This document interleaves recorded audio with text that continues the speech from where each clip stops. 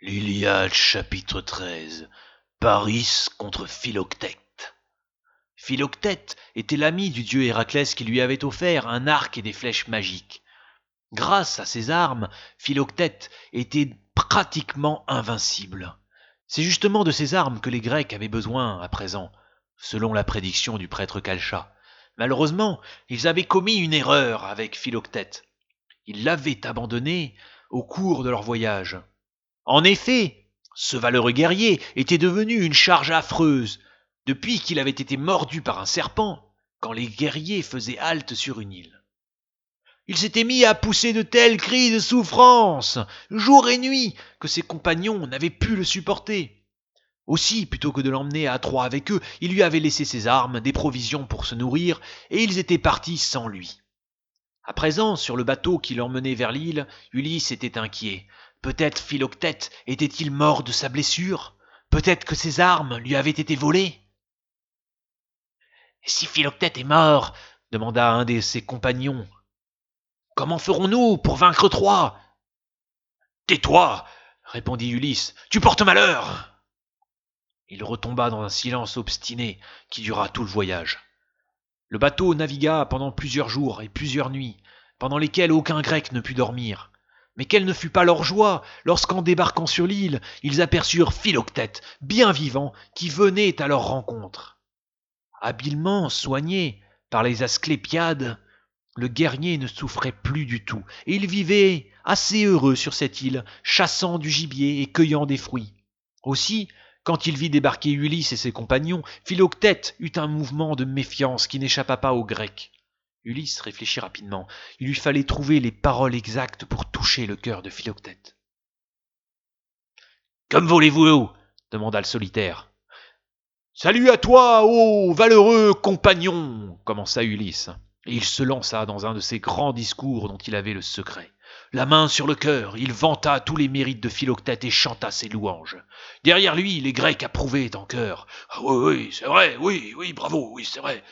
Oh, tout le monde attend ton retour avec impatience, Philoctète, poursuivit Ulysse, car nous pensons tous que tu es le meilleur d'entre nous. Vraiment, vraiment, nous pensons que toi seul peux vaincre. Paris! Paris?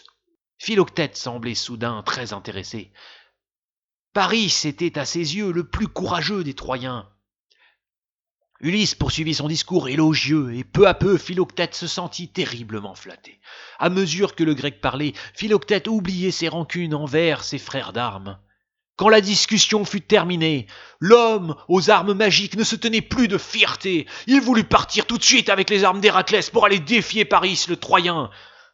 Quelques jours plus tard, il fut accueilli dans le camp des Grecs devant les murs de Troie, avec tous les honneurs dus aux héros.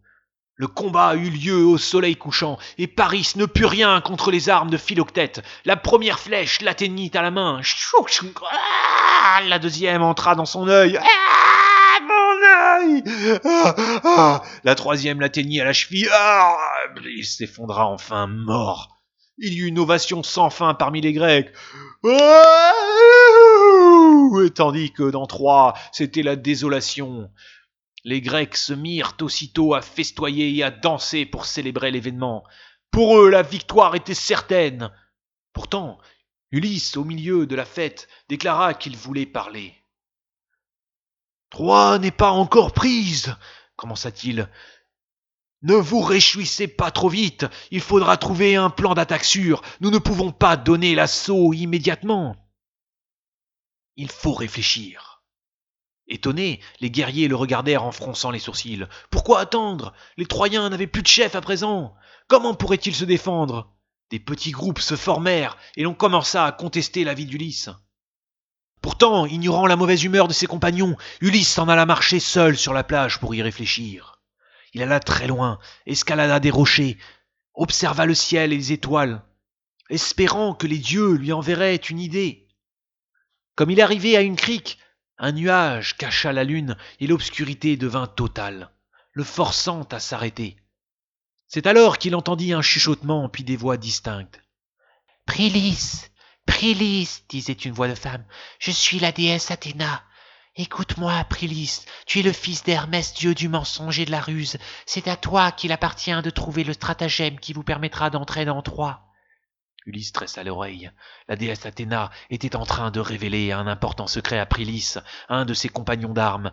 Elle lui avait donné rendez-vous à l'écart, ignorant qu'Ulysse écoutait tout. Voici mon idée, continua la déesse. Tu iras la répéter à tes compagnons et ils te glorifieront. Ulysse retint son souffle. Lorsqu'il eut entendu tout ce qui lui était utile, il rebroussa chemin doucement sur la pointe des pieds. À présent, le nuage qui cachait la lune s'éloignait et la plage s'éclairait d'une belle lueur argentée. Notre héros, marchant d'un bon pas, eut tôt fait de rejoindre le camp des guerriers. Et là, il demanda encore la parole. Il lui fallait agir vite, avant le retour de Prilis, s'il voulait retirer tout le prestige attendu de sa découverte.